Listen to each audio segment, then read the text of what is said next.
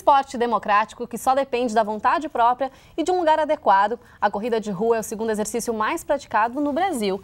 E quem começa a correr dificilmente quer parar. E é para falar mais sobre a prática da corrida que recebemos aqui no estúdio Tauro Bonorino, professor de Educação Física, também com a gente os praticantes da modalidade Diego Capella e Edi da Costa. Sejam bem-vindos ao Conexão, tudo bem? Olá, tudo bem? Sejam bem-vindos para esse bate-papo. Bom que a gente começa justamente falando, Rodrigo, que cada vez mais a gente ouve falar em pessoas praticando corrida. E, professor, a gente quer saber por que isso vem ganhando cada vez mais adeptos.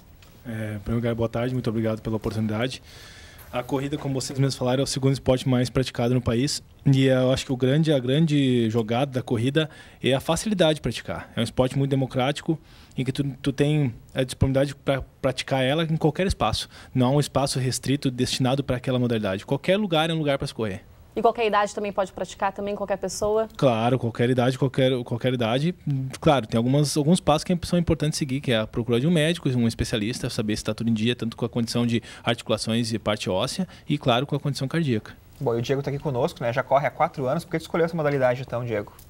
Foi em 2009, primeiro, boa tarde. Em 2009, como muitas pessoas, jogava futebol, estava sedentário, conheci um amigo que corria, comecei a correr, fiz durante um ano, fiz uma prova de 5, uma prova de 10, parei e em 2012 eu voltei. E assim, eu comecei a correr porque era aquela questão do desafio, que é que muitas pessoas começam assim, acho que da Nedi também, que é para se desafiar, para tentar ver até onde tu vai. Pá, eu queria correr 5, consegui. Correr 10, consegui. Até a hora que eu quero correr uma maratona. E depois disso vira paixão e agora também é um projeto e um negócio.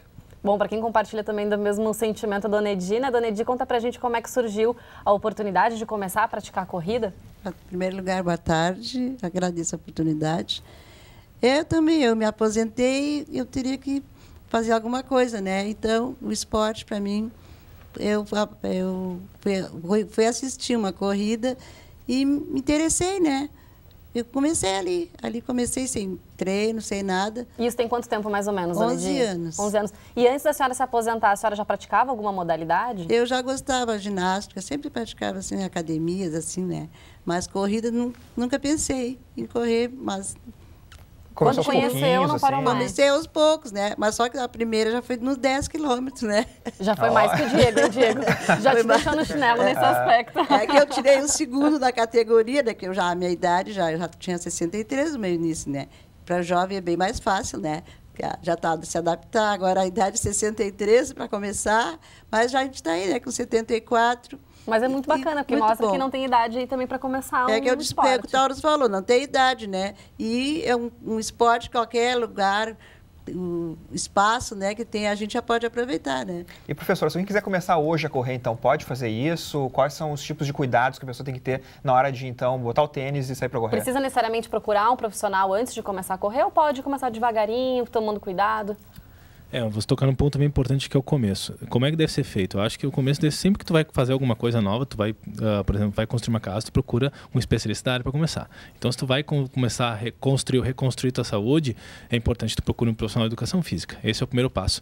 E, claro, daí tem alguns equipamentos adequados, na verdade, hoje em dia é uma gama deles, para praticar com roupas adequadas, calçados adequados para praticar a tua corrida, que também ajuda muito na questão de prevenção de lesões. Bom, a gente sabe que vocês estão perseverando aí no esporte, mas muita gente começa, às vezes é aquela coisa também do momento, é convidado por alguém, mas acaba não insistindo nisso, né, Diego? Como é que você conseguiu se organizar a sua rotina para que o esporte realmente fizesse parte do teu dia a dia? Eu acho que esse é o maior questionamento que qualquer corredor faz. Como é que eu vou conseguir tempo para treinar? Por exemplo, começar a correr 3 vezes por semana, corro meia hora, mas daqui a pouquinho tu quer correr uma prova. Tu tem que ter um planejamento. Por exemplo, nós temos um caso que foi entrevistado no Pra Correr, que é um aluno do Tauro, que ele é cirurgião dentista, trabalha das 7 da manhã às 7 da noite e é ultramaratonista. Corre provas de 100 km. O treino dele é muito puxado. Então, o que precisa ter? Tem que ter planejamento. Tu vai ter que criar uma rotina de o horário da corrida. É o que o pessoal fala até. É uma terapia. Então, tu deixa de ir no médico, num psicólogo, para te correr. Então, assim, 2 horas na segunda, 2 horas na terça. E o principal, disciplina, que é o que a gente coloca sempre, qualquer pessoa que começar. Não é fácil, mas depois que tu começa, tu acaba se impondo esse espaço na tua vida. E o que você percebeu de mudança, assim, no teu organismo, no teu corpo, com a tua saúde mesmo, depois do início desse esporte? eu sou uma pessoa que sempre sofri muito de rinite, gripes. Desde que eu realmente, no final de 2012, comecei a treinar, eu não tive nenhuma crise forte, nada. A Dona Edi também, exemplo, 74 anos, e eu, numa entrevista para ela, eu perguntei para ela, Dona Edi, a senhora tem algum problema de saúde? Ela, tive um problema no joelho. Então, isso não é nada, né? Então, acho que para todo mundo, a tua resistência fica melhor. E outra coisa, a parte mental, porque a corrida ajuda muito na concentração. É algo incrível, porque ali o pessoal fala, tu corre e resolve problemas ao mesmo tempo. Fica pensando durante aquela corrida. O tempo inteiro. Dona Edi, então, como é que é a sua rotina, então, também, né, de treinamentos, de corridas? Treina na chuva, no sol, no frio? Agora eu tenho mais cuidado, né? Mas eu gostando no verão, eu gosto muito de treinar na chuva. A chuva, para mim, é importante, né? Então, quer dizer, se está chovendo, não importa. Não a senhora importa. não deixa de fazer seu Sim, treino. Não deixa. E o sol, porque as corridas realmente não tem horário, né? Tem provas que você vai, assim, a largada para ser às 8, sai às 10, então a gente tem que estar preparado, né? Para a temperatura que vier aguentar, né? E a senhora gosta de correr pela manhã, à tarde, à noite? Como é que a senhora faz? Eu dependo do horário, eu não tenho hora. A hora que der vontade, o importante é ir mesmo, sim, né? sim. Diego, você já tem isso mais organizado, enfim, tem que aí dividir com a sua rotina de jornalista. É que eu não tenho, geralmente eu treino só, eu não tenho companheiro, né? Não tenho, Entendi. Não tenho grupos, né? E pela minha idade, assim, eu acho assim que eu faço o que eu faço pela saúde, né? Então, eu acho assim, que os jovens, eles têm mais, como é que eu vou dizer, para se unir, né? Eu, por exemplo, uma corrida de revezamento, eu jamais vou correr assim, porque da minha idade já não tem, né, para acompanhar, que eu acho que eu vou estragar o treino. Entendi. E depois a gente vai falar um pouquinho sobre os grupos também, que o pessoal se reúne para treinar. Mas antes da gente encerrar esse bloco, eu queria saber do Diego, então, como é que você se organiza? Você que tem uma rotina de jornalista, que a gente sabe, né, Rodrigo, que é bastante intensa. Como é que você faz aí no dia a dia? Sempre de manhã, à noite, o que prefere? Eu tenho uma previsão. Eu gosto de correr de manhã, mas, por exemplo, as últimas semanas eu tenho corrido meio-dia, que não é o melhor horário, principalmente no verão, mas é o horário que tem dado. Agora eu já sei que meio-dia não vai dar mais. Então, assim, normalmente é de manhã ou final da tarde. Mas eu não consigo ter uma rotina sempre treinar de manhã, porque às vezes tem um compromisso que tem que sair 6 horas da manhã e não consegue. Mas a previsão é 4 vezes por semana. Então eu vou jogar com esses dias e vou ter que cumprir essa carga horária que é imprescindível. Professor, cada vez mais a gente tem grupo de pessoas, então, né, se juntando para praticar essa modalidade de corrida, né? Como é que está sendo isso para vocês? Na verdade, os grupos de corrida já existem há muito tempo no Brasil. No Rio Grande do Sul, que existem há um pouco tempo, assim, digamos em torno de 6, 7 anos. Aí aproveitou-se esse grande crescimento do número de praticantes da corrida, então, e os profissionais então começaram a criar os seus assessorias grupos, famosos grupos de corrida, onde a pessoa faz um treinamento orientado e aí usa na característica da corrida, que é um esporte individual, o coletivo. Então, se pratica de uma forma coletiva a corrida. Claro, dentro de alguns grupos, uns cada um com o seu treino, outros aí acabam correndo em grupo. E, na verdade, é uma forma também de estimular. A prática do esporte em grupo acaba sendo um fator estimulante. Claro, um acaba levando o outro, não deixando de existir também, né, professor? E como encontrar um local seguro para fazer o treino? Porque, às vezes, a gente sabe que na rua ou à noite pode não ser muito seguro exatamente, né? É importante um lugar que tenha uma preferência, assim, né? Se fosse no meu caso específico, nós temos dando nossos treinos da equipe lá no Parque Municipal em Canoas, Getúlio Vargas, famoso Capão do Corvo. E aí é um espaço bem amplo, assim, onde dá para praticar com bastante segurança, e tem as ruas de entorno que são bairros de casas ali, bairros com pouquíssima movimentação, a gente consegue utilizar também, mas a questão de segurança é fundamental para a prática da corrida, né? Porque infelizmente o trânsito aí está tão violento e a gente acaba sabendo... Exemplos, né? Na verdade, faz um mês e meio atrás, um treino em São Paulo, um senhor morreu atropelado. Então acontece infelizmente a gente lida, né, com o trânsito, e então para procurar praça, parque, daqui a pouco um ginásio, centro esportivo, para poder praticar. Se não tiver, daí infelizmente eu como profissional da saúde digo, melhor praticar numa rua do que não praticar, né? Mas colocar uma roupa talvez mais colorida, né? Se for à noite, né? Uma roupa que chame atenção, né? Mas tem um caso, por exemplo, nós fomos gravar há um mês.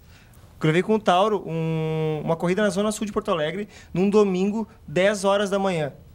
Nós quase fomos atropelados 2 vezes, o trânsito quase parado, uma senhora chegou a parar, nos ofendeu, parou o carro atrás da gente, passou buzinando, xingando. Então, assim, é muito também da consciência dos motoristas e também, a gente sabe que tem alguns corredores que exageram, mas a maioria mantém, claro, se puder ter na calçada, ter um espaço, por exemplo, uma ciclovia, um lugar que possa correr, é melhor. Mas nós não temos. Então, assim, cuidado na hora de correr. É uma das campanhas que a gente tem feito no Para Correr também. É a coexistência, né? Mesma coisa que os ciclistas com os carros. Eu acho que é Acabam importante sofrendo da mesma forma. Eu acho que é importante uma coexistência. Tem lugar para todo mundo, né? Os que estão com trabalho e os que estão por lazer. Bom, e o pessoal pratica muito também, né? A maratona, aquelas corridas, né, de competição. Vocês dois também já estão indo nas maratonas, competindo? Como é que funciona isso para vocês dois? A Dona Edi já é veteraníssima em corridas. Já tem medalhas ali até, quem está vendo pela TV pode ver. Ela tem uma experiência internacional. Eu fiz uma maratona, estou me preparando para outra, que é a experiência mais incrível. Claro que depois uma outra maratona é um outro nível, mas é algo, assim, inimaginável. Para mim, eu corri 42 quilômetros sem parar. E a gente sabe, e é verdade, assim, até o André Almeida, que é o consultor técnico do nosso site, da página, ele fala que o mais difícil para a maratona é o treino. O treino é algo inexplicável, desgastante, né? Conta, Dona Edi, pra gente, então, como é que funciona com a senhora? Eu fiz só uma maratona, mas o meu treino foi muito, muito, muito bem.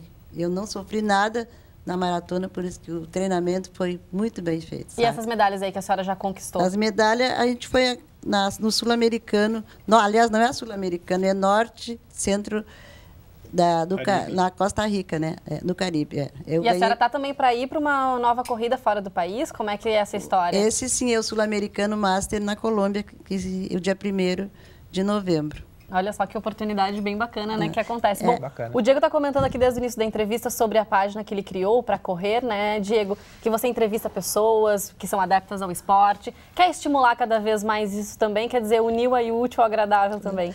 Já é um projeto desde maio que vinha sendo pensado. Daí encontrei um parceiro que virou consultor técnico.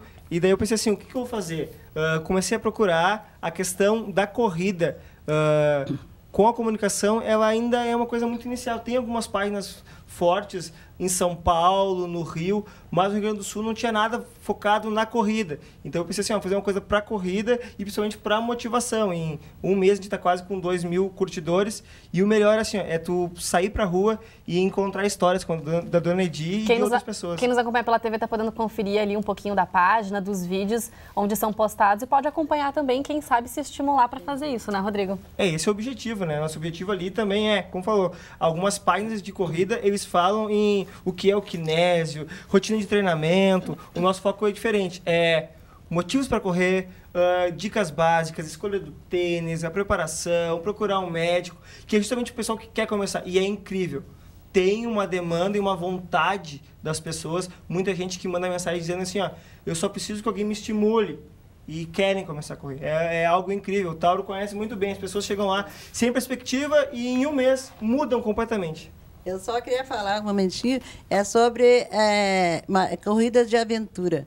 Eu não tenho condições físicas, né? Mas se eu pudesse, eu correria só a corrida de aventura. Porque essa aqui que eu fiz em Urubici foi fantástico. Com chuva, assim, lugar assim, um espaço assim maravilhoso, natureza pura. A Dona Edi gosta de um desafio, já deu para perceber. Não, pode ver, a maioria, muita gente que corre aí, ele deve ter bastante aluno.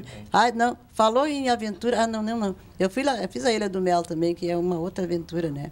Que bacana, Dona Edi. O Tauro queria comentar também mais alguma coisa, Tauro, a respeito aí, enfim, das pessoas também procurarem na internet, como tem material também sobre isso, né? O Diego disse que não tem tanto assim, mas tem, enfim, as pessoas podem ver alguns vídeos, podem conhecer outras histórias, saber que não tem idade exatamente para começar.